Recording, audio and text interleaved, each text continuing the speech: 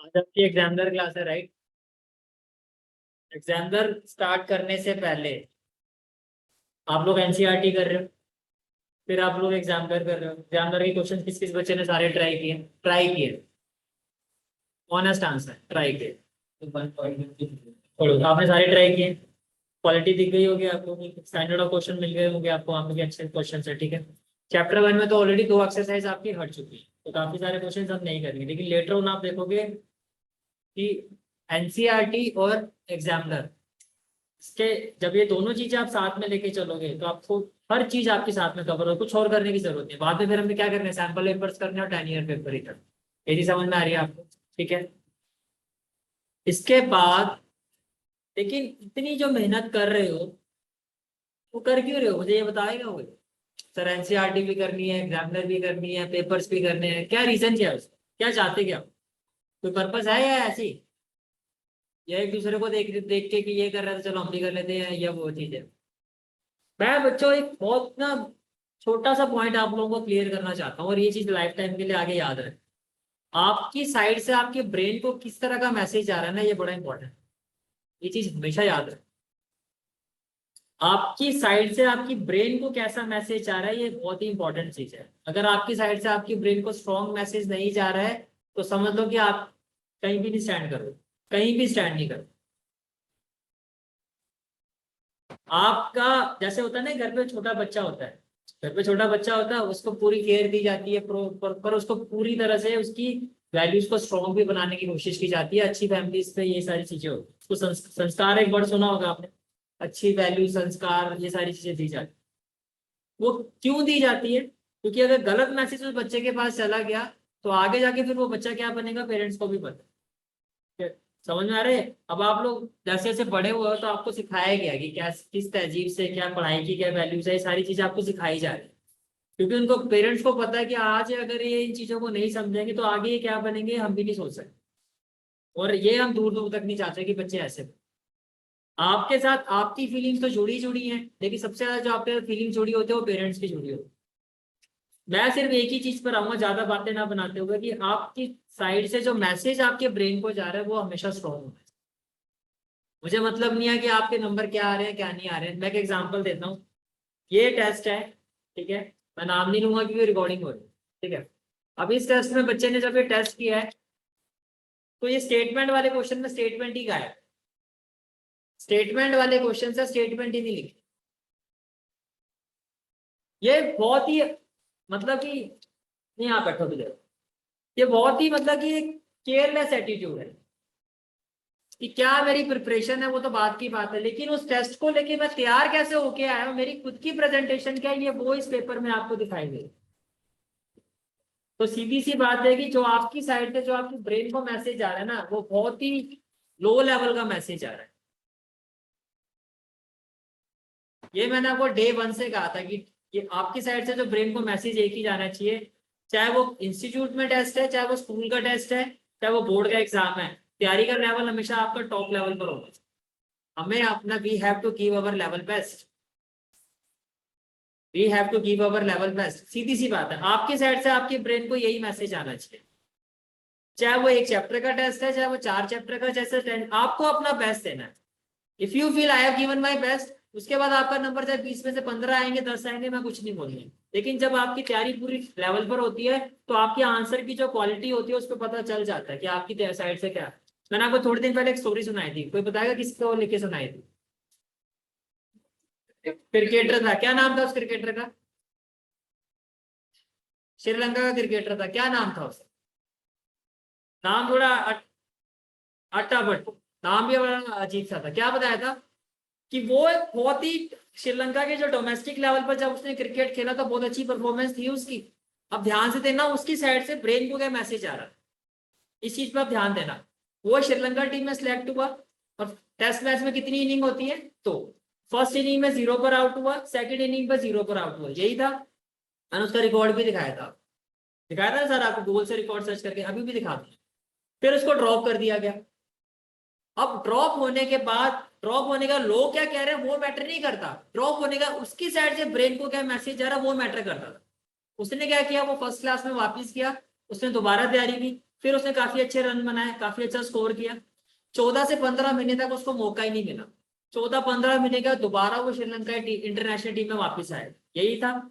उसके बाद फिर क्या हुआ, फर्स्ट इनिंग में 0, सेकंड इनिंग में 1, और इतने ये 3 साल है, 2 से 3 साल हो गए थे, मतलब 1.5-2 साल का पीरियड ये हो चुका था। दोबारा भाई साहब ड्रॉप, दोबारा वापस गए, लोगों ने बोलना शुरू कर दिया। एक तो इंटरनेशनल क्रिकेट में कम बैक करना बड़ा मुश्किल होता है, आपके तो 2 हो गए, आपसे नहीं होगा।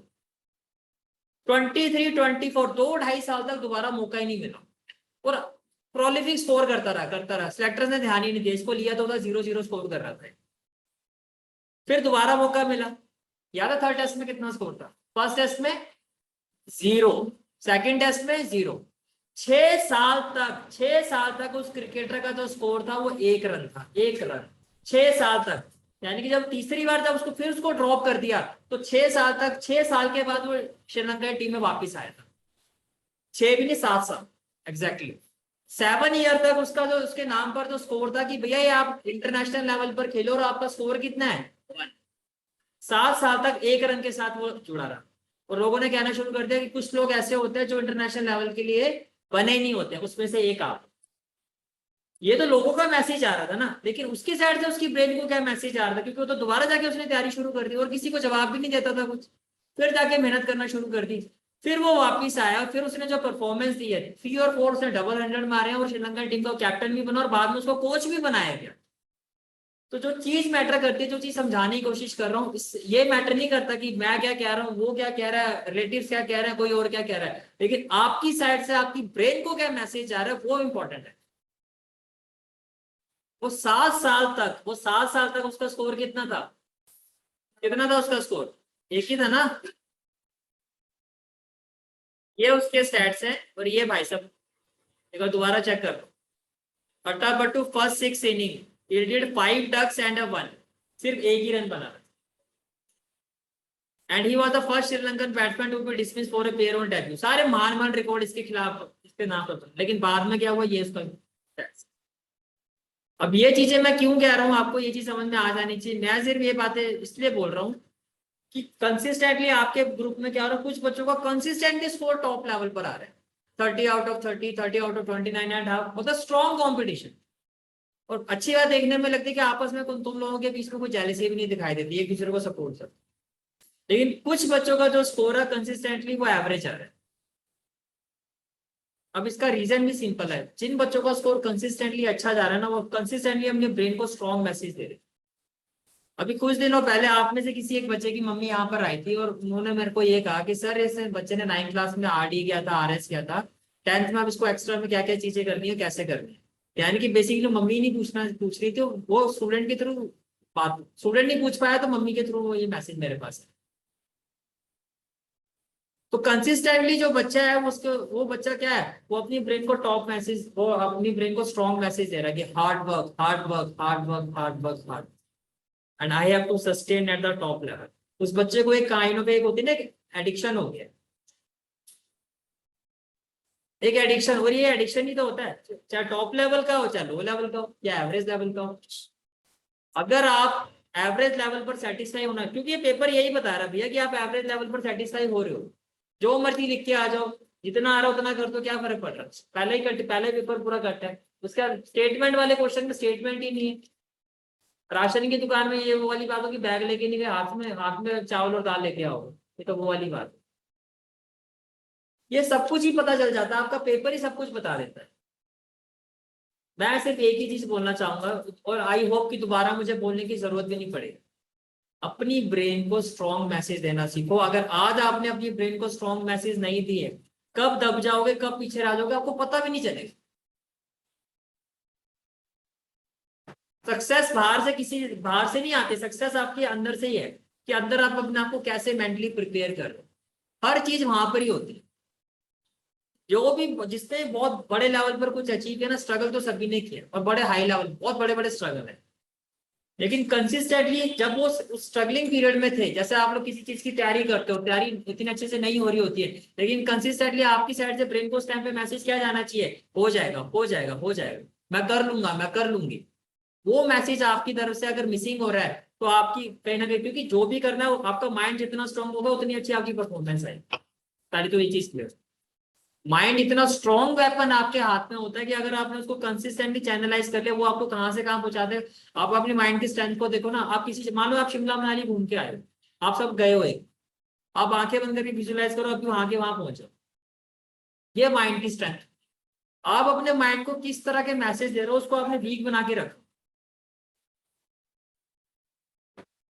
मैं सिर्फ एक ही चीज चाहता हूँ भैया, 10th क्लास है, कल तक की जो क्लास थी, 9th क्लास थी, आपकी क्लास में क्या रिजल्ट आया वो देखा जाता था।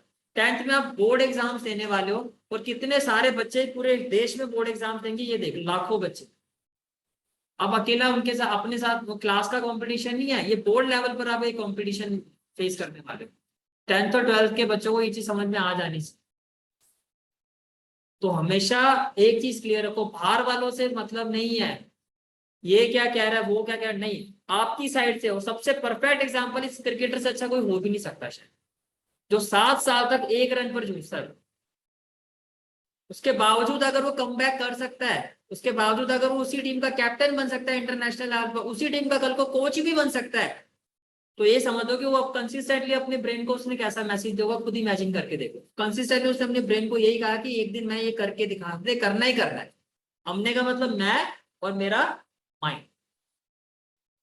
आपकी साइड से क्या मैसेज जा रहा है वो आप खुद देख लो, और आगे कैसे देना वो भी देखो। बस मैं ये चीज क्लियर करना चाहता हूँ। कंसिस्टेंटली जो बच्चे टॉप परफॉर्मेंस दे रहे हैं उनके तरफ से मैसेज अब यही जाना चाहिए ब्रेन कि हम इसी लेवल को सस्टेन करें। और जो बच्चे एवरेज परफॉर्मेंस दे रहे हैं वो अब कैसा मैसेज देना वो देखो। शो मी द इंप्रूवमेंट, जहां मेरी हेल्प चाहिए मैं आप लोगों के साथ हूं। 10 में मैं खड़ा हूं।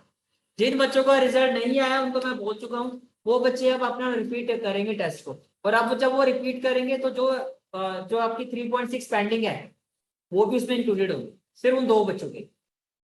आप उसको पनिशमेंट समझो क्या, और तैयारी कैसे करोगे, सैटरडे सेकंड सैटरडे है, सुबह आपका टेस्ट होगा। सैटरडे को मैं टेस्ट दे रहा हूँ भाई लाइट, सुबह आपका टेस्ट होगा 10 से 11। 11 बजे के बाद ये जो 2 बच्चे हैं या जो भी बच्चे हैं वो रुकेंगे और अपनी प्रिपरेशन करेंगे यहीं बैठ के। तो मुझे पहले अपनी प्रिपरेशन चेक करवाओगे, चाहे उसमें 2 घंटे लगे या 3 घंटे, मैं आपके साथ हूँ। और उसके बाद वंस आई गेट सेटिस्फाइड कि हाँ आपकी तैयारी मुझे दिखाई दे रही है, then only I will allow you कि आप जा सकते। और फिर आप मंडे को टेस्ट, समझ में आ गई ये बात, ठीक है।